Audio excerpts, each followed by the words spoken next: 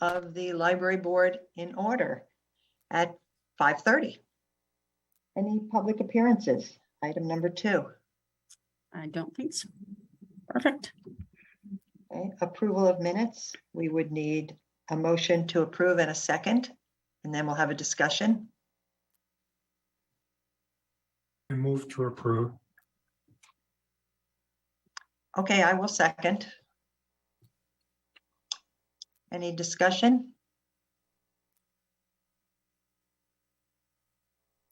Okay.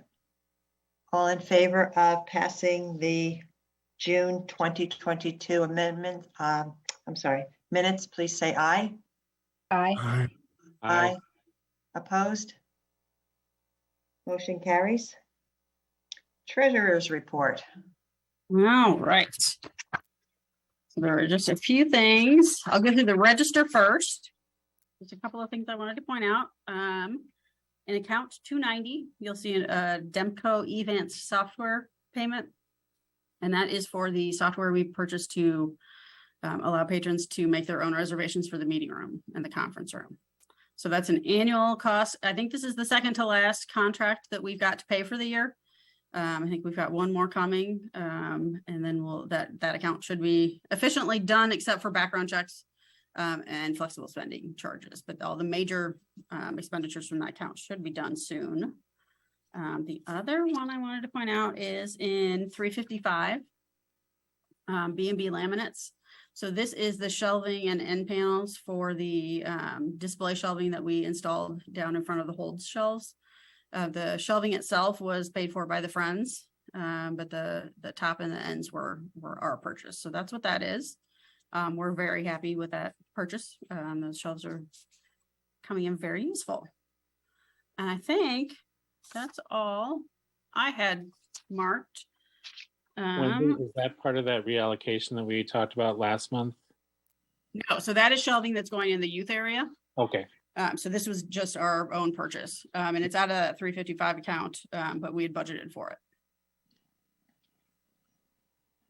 And I don't think there's anything in the overview that jumped out at me. Did anybody have questions? Welcome, Ann. Hi, Jay. Hi, sorry I'm late. That's all right. We're just going over the financial records. Anybody have questions?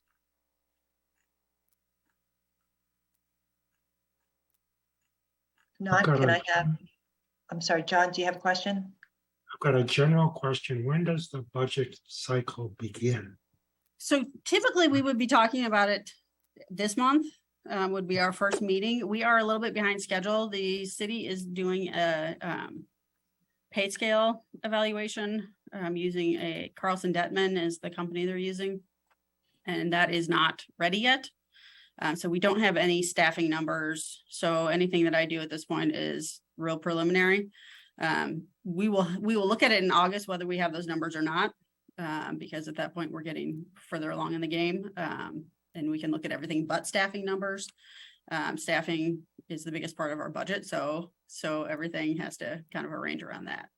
The idea behind the staffing study or salary study, I guess, is just to see if any of our positions are underpaid, sort of compared to other municipalities in the area and of the same size. I don't expect to see huge things come out of that. We have done this before. We did it in, I think, 2017. It might have been 14 the first time we did it. And it was a big, huge project, and we had to like reclassify everybody's position because it was a new company we were using. It should go a little bit faster this time because it's the same company, so they're just updating. And those, if there are increases there, that will be in addition to a cost of living increase, which is established by the mayor. Okay, thank you. And he has indicated that he is interested in doing a cost of living increase, but I don't know how much that will be. Okay, thank you very much. Yes. Anything else that anyone wants Wendy to clarify? If not, I will need a motion. Wendy, can we do these together or do we do them separate? We can do them together. A motion to approve the financial register and the financial overview, please. So moved. Thank you, Jay. I need a second, please. I'll second. Thank you, Anne. All in favor? of approving the financial record register and overview, say aye. Aye. Aye. Opposed? Motion carries. Thank you.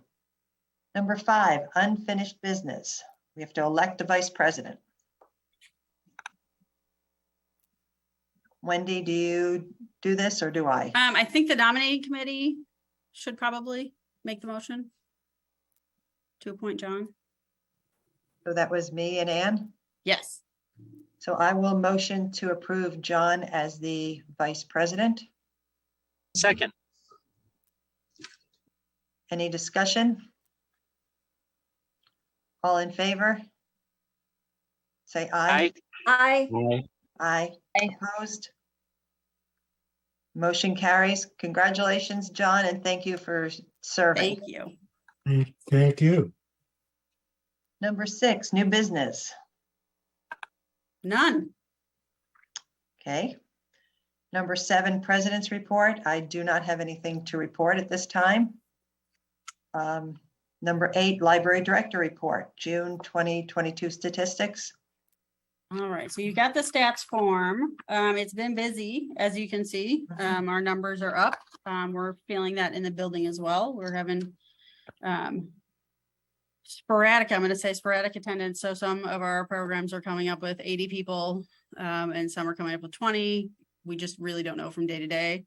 I will say, I think we're feeling the effects of some of the libraries that are geographically close to us not doing a whole lot of programming this summer, because it has been kind of a mob scene in the youth services area. And we've had, I'm sorry to report, a lot of behavior problems.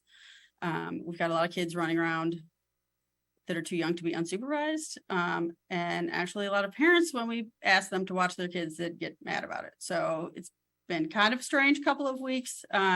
Because of this, we've made a couple of changes down there. We have little stools that go around the play area. The play tables, like the Lego table and the train table. And kids were basically like jumping from one to the other or stacking them up and knocking them over. And so we just put those in the closet for now. We also took away probably half of the toys that go with each of those tables. Kids like stacking up things on one table and throwing pieces from another table to knock it down like it's a carnival game. So fewer toys seems to be working. We also had a lot of people that were just parking their children in front of the iPads and kind of wandering away. A lot of volume problems. So iPads are not really meant for the purpose that we're using them, right? They're a personal device. They can't be locked down very well. So we've done the best we can, but the volume can't be locked down. And we've got a lot of kids that are just turning it up full volume. And then the other 2 kids turn theirs up full volume because everybody wants to hear.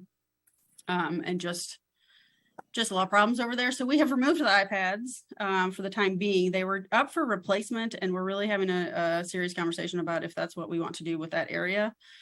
We put those in 2015, and I think at that time, not everybody had screens at home. It's kind of a nice way for people to see kind of the games that you could get on them. I feel like after the pandemic, everybody's got a screen at home.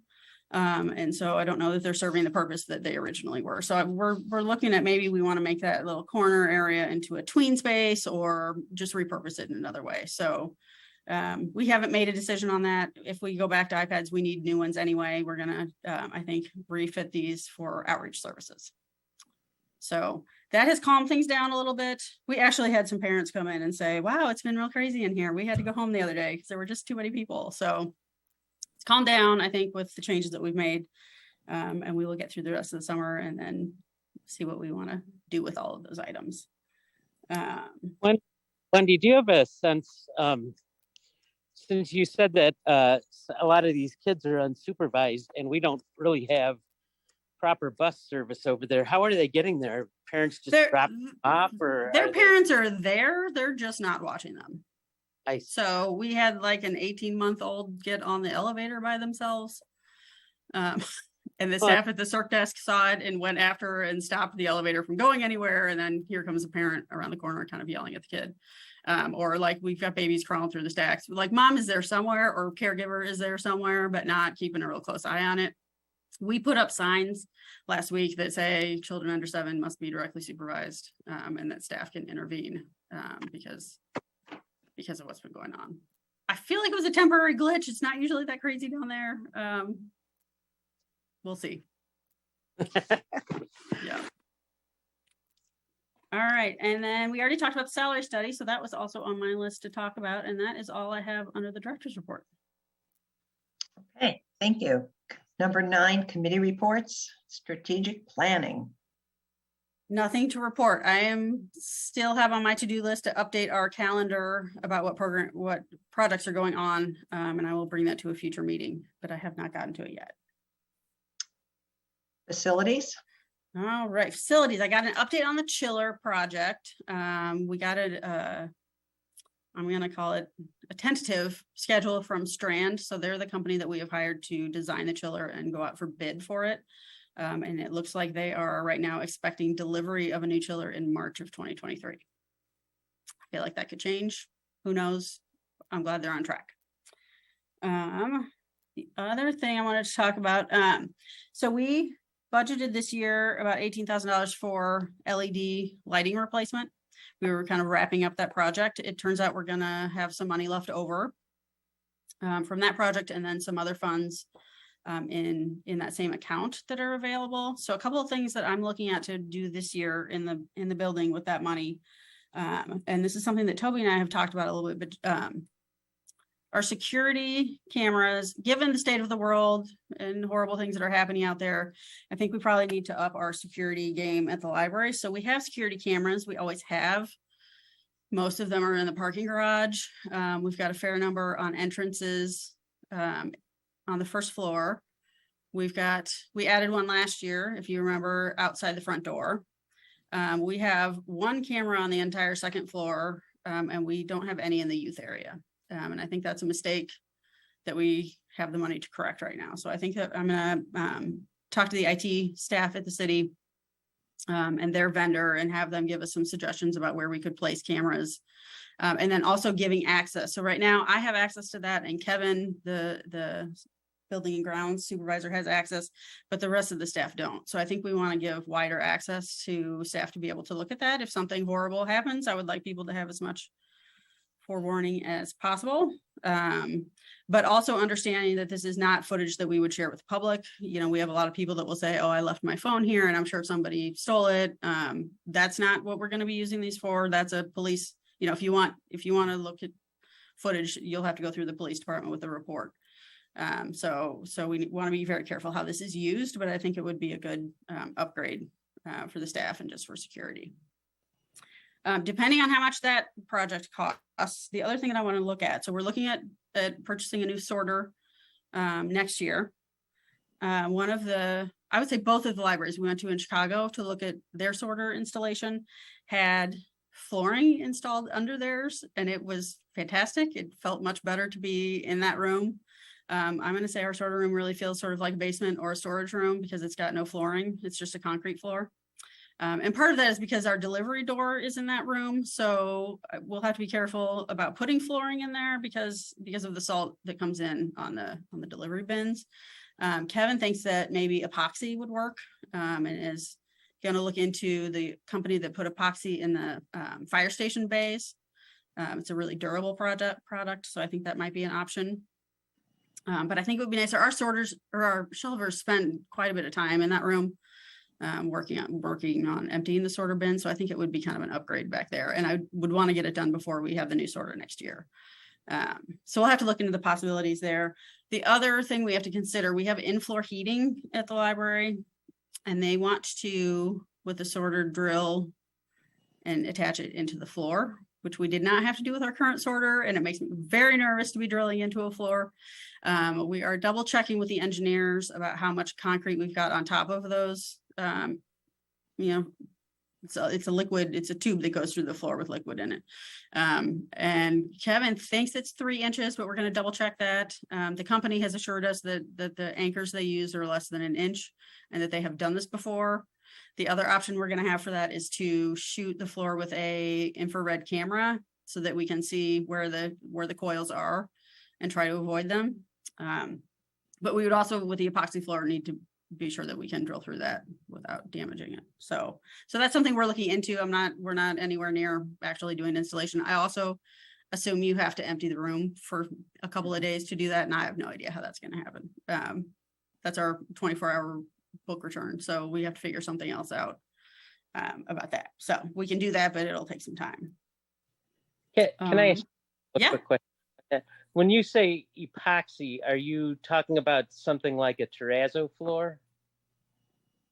I feel like less fancy than that. I feel like more, we're going more for durability. Well, terrazzo, I mean, you have to have like an earthquake to break that stuff up. Also very Maybe. hard on your feet though. And if we're Yeah. looking to cushion things, terrazzo is not the way to go. Okay. Having lived in Florida and had Yeah. those floors, Yeah. Well, I really think I want the company to come in and take a look and see how we use it and give us some suggestions. I just didn't know if this epoxy is a different substance than that, because terrazzo is basically, loose rocks that are embedded in Right. a substrate. But I don't know exactly what that substrate is. So I'm thinking it's going to be more of, I don't want to call it paint but like a very durable liquid that they pour on that has some. This would be very thin then. What? The epoxy would be very thin. Yes. Yes. Like absolutely. I almost like paint.